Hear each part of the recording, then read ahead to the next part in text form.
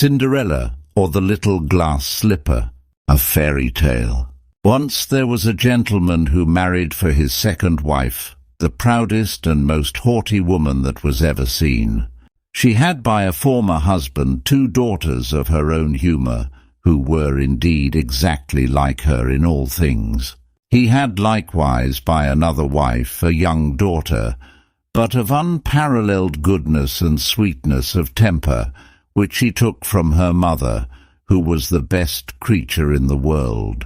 No sooner were the ceremonies of the wedding over, but the mother-in-law began to show herself in her true colours. She could not bear the good qualities of this pretty girl, and the less because they made her own daughters appear the more odious. She employed her in meanest work of the house. She scoured the dishes, tables, etc. He scrubbed Madam's chamber and those of Mrs., her daughters. She lay up in a sorry garret, upon a wretched straw bed, while her sisters lay in fine rooms, with floors all inlaid, upon beds of the very newest fashion, and where they had looking-glasses so large that they might see themselves at their full length from head to foot. The poor girl bore all patiently, and dared not tell her father, who would have rattled her off, for his wife governed him entirely. When she had done her work, she used to go into the chimney-corner and sit down among cinders and ashes, which made her commonly be called a cinder-maid. But the youngest, who was not so rude and uncivil as the eldest, called her Cinderella. However, Cinderella, notwithstanding her mean apparel, was 100 times handsomer than her sisters, though they were always dressed very richly. It happened that the king's son gave a ball and invited all persons of fashion to it. Our young misses were also invited, for they cut a very grand figure among the quality. They were mightily delighted at this invitation, and wonderfully busy in choosing out such gowns, petticoats, and head-clothes as might become them. This was a new trouble to Cinderella, for it was she who ironed her sisters' linen and plaited their ruffles. They talked all day long of nothing but how they should be dressed. "For my part," said the eldest, "I will wear my red velvet suit with French trimming." "And I," said the youngest, "shall have my usual petticoat, but then, to make amends for that, I will put on my gold-flowered manteau and my diamond stomacher, which is far from being the most ordinary one in the world." They sent for the best tire-woman they could get to make up their head-dresses and adjust their double spinners, and they had their red brushes and patches from Mademoiselle de la Poche. Cinderella was likewise called up to them to be consulted in all these matters, for she had excellent notions, and advised them always for the best, nay, and offered her services to dress their heads, which they were very willing she should do. As she was doing this, they said to her, "Cinderella, would you not be glad to go to the ball?" "Alas," said she, "you only jeer me. It is not for such as I am to go thither." "Thou art in the right of it," replied they. "It would make the people laugh to see a cinder wench at a ball. Anyone but Cinderella would have dressed their heads awry, but she was very good and dressed them perfectly well." They were almost 2 days without eating, so much they were transported with joy. They broke above 12 of laces in trying to be laced up close, that they might have a fine, slender shape, and they were continually at their looking-glass. At last the happy day came. They went to court, and Cinderella followed them with her eyes as long as she could, and when she had lost sight of them, she fell a-crying. Her godmother, who saw her all in tears, asked her what was the matter. I wish I could. She was not able to speak, the rest being interrupted by her tears and sobbing. This godmother of hers, who was a fairy, said to her, "Thou wishest thou couldst go to the ball. Is it not so?" "Yes," cried Cinderella with a great sigh. "Well," said her godmother, "be but a good girl, and I will contrive that thou shalt go." Then she took her into her chamber and said to her, "Run into the garden and bring me a pumpkin." Cinderella went immediately to gather the finest she could get and brought it to her godmother, not being able to imagine how this pumpkin could make her go to the ball. Her godmother scooped out all the inside of it, having left nothing but the rind, which done, she struck it with her wand, and the pumpkin was instantly turned into a fine coach, gilded all over with gold. She then went to look into her mousetrap, where she found 6 mice all alive, and ordered Cinderella to lift up a little the trap-door, when, giving each mouse as it went out a little tap with her wand, the mouse was that moment turned into a fine horse, which altogether made a very fine set of 6 horses of a beautiful mouse-coloured dapple grey. Being at a loss for a coachman, Cinderella said, "I will go and see if there is never a rat in the rat-trap. We may make a coachman of him." "Thou art in the right," replied her godmother. "Go and look." Cinderella brought the trap to her, and in it there were 3 huge rats.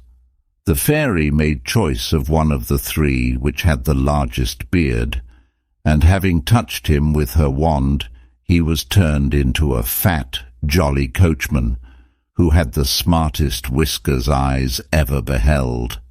After that she said to her, "Go again into the garden, and you will find 6 lizards behind the watering pot. Bring them to me."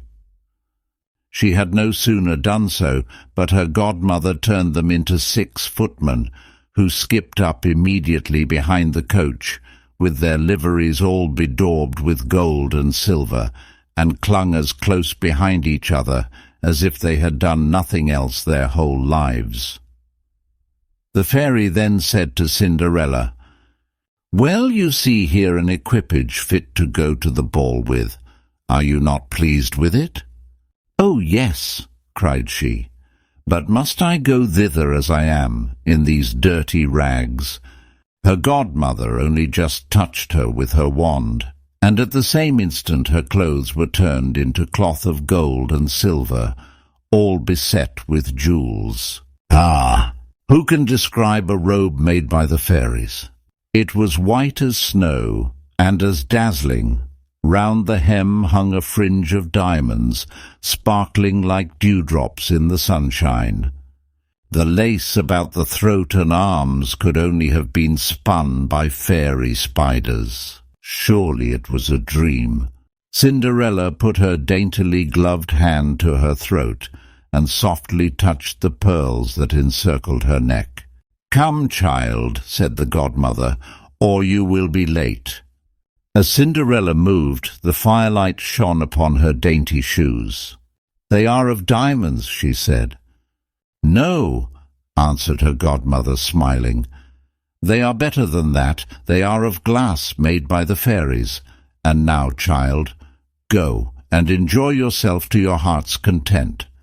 But her godmother, above all things, commanded her not to stay till after midnight, telling her at the same time that if she stayed 1 moment longer, the coach would be a pumpkin again, her horses mice, her coachman a rat, her footmen lizards, and her clothes become just as they were before.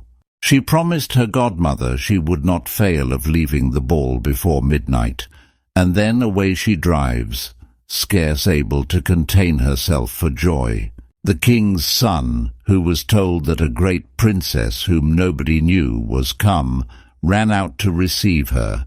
He gave her his hand as she alighted out of the coach, and led her into the hall among all the company. There was immediately a profound silence. They left off dancing, and the violins ceased to play, so attentive was everyone to contemplate the singular beauties of the unknown newcomer.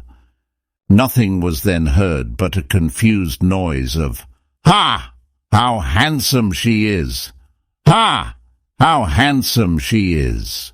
The king himself, old as he was, could not help watching her, and telling the queen softly that it was a long time since he had seen so beautiful and lovely a creature. All the ladies were busied in considering her clothes and headdress, that they might have some made next day after the same pattern, provided they could meet with such fine materials and as able hands to make them. The king's son conducted her to the most honourable seat, and afterward took her out to dance with him. She danced so very gracefully that they all more and more admired her. A fine collation was served up, whereof the young prince ate not a morsel, so intently was he busied in gazing on her. She went and sat down by her sisters, showing them 1,000 civilities, giving them part of the oranges and citrons which the prince had presented her with, which very much surprised them, for they did not know her. While Cinderella was thus amusing her sisters, she heard the clock strike 11 3/4, whereupon she immediately made a courtesy to the company and hastened away as fast as she could. Being got home, she ran to seek out her godmother, and after having thanked her, she said she could not but heartily wish she might go next day to the ball, because the king's son had desired her. As she was eagerly telling her godmother what had passed at the ball, her 2 sisters knocked at the door, which Cinderella ran and opened. "How long you have stayed!" cried she, gaping, rubbing her eyes, and stretching herself as if she had been just waked out of her sleep. She had not, however, had any manner of inclination to sleep since they went from home. "If thou hadst been at the ball," said one of her sisters, "thou wouldst not have been tired with it. There came thither the finest princess, the most beautiful ever was seen with mortal eyes. She showed us 1,000 civilities, and gave us oranges and citrons." Cinderella seemed very indifferent in the matter. Indeed, she asked them the name of that princess, but they told her they did not know it, and that the king's son was very uneasy on her account, and would give all the world to know who she was. At this, Cinderella, smiling, replied, "She must then be very beautiful indeed. How happy you have been! Could not I see her? Ah, dear Miss Charlotte, do lend me your yellow suit of clothes which you wear every day." "Ay, to be sure," cried Miss Charlotte. "Lend my clothes to such a dirty cinder-maid as thou art. I should be a fool." Cinderella expected well such answer, and was very glad of the refusal, for she would have been sadly put to it if her sister had lent her what she asked for jestingly. The next day the 2 sisters were at the ball, and so was Cinderella, but dressed more magnificently than before. The king's son was always by her, and never ceased his compliments and kind speeches to her, to whom all this was so far from being tiresome that she quite forgot what her godmother had recommended to her, so that she at last counted the clock striking 12 when she took it to be no more than 11. She then rose up and fled as nimble as a deer. The prince followed, but could not overtake her. She left behind one of her glass slippers, which the prince took up most carefully. She got home, but quite out of breath, and in her old clothes, having nothing left her of all her finery but one of the little slippers, fellow to that she dropped. The guards at the palace gate were asked if they had not seen a princess go out. They said they had seen nobody go out but a young girl, very meanly dressed, and who had more of the air of a poor country girl than a gentlewoman. When the two sisters returned from the ball, Cinderella asked them if they had been well diverted, and if the beautiful princess had been there. They told her yes, but that she hurried away immediately when the clock struck 12, and with so much haste that she dropped one of her little glass slippers, the prettiest in the world, which the king's son had taken up. That he had done nothing but look at her all the time at the ball, and that most certainly he was very much in love with the beautiful person who owned the glass slipper. What they said was very true, for a few days after the king's son caused it to be proclaimed by sound of trumpet that he would marry her whose foot this slipper would just fit. They whom he employed began to try it upon the princesses, then the duchesses and all the court, but in vain. It was brought to the two sisters, who did all they possibly could to thrust their feet into the slipper, but they could not effect it. On the following morning there was a great noise of trumpets and drums, and a procession passed through the town, at the head of which rode the king's son. Behind him came a herald, bearing a velvet cushion, upon which rested a little glass slipper. The herald blew a blast upon the trumpet, and then read a proclamation saying that the king's son would wed any lady in the land who could fit the slipper upon her foot, if she could produce another to match it. Of course, the sisters tried to squeeze their feet into the slipper, but it was of no use. They were much too large. Then Cinderella shyly begged that she might try. How the sisters laughed with scorn when the prince knelt to fit the slipper on the Cinder Maid's foot. But what was their surprise when it slipped on with the greatest ease, and the next moment Cinderella produced the other from her pocket. Once more she stood in the slippers, and once more the sisters saw before them the lovely princess who was to be the prince's bride. For at the touch of the magic shoes the little grey frock disappeared forever, and in place of it she wore the beautiful robe the fairy godmother had given to her. The sisters hung their heads with sorrow and vexation, but kind little Cinderella put her arms round their necks, kissed them, and forgave them for all their unkindness, so that they could not help but love her. The prince could not bear to part from his little love again, so he carried her back to the palace in his grand coach, and they were married that very day. Cinderella's stepsisters were present at the feast, but in the place of honour sat the fairy godmother. So the poor little Cinder Maid married the prince, and in time they came to be king and queen and lived happily ever after.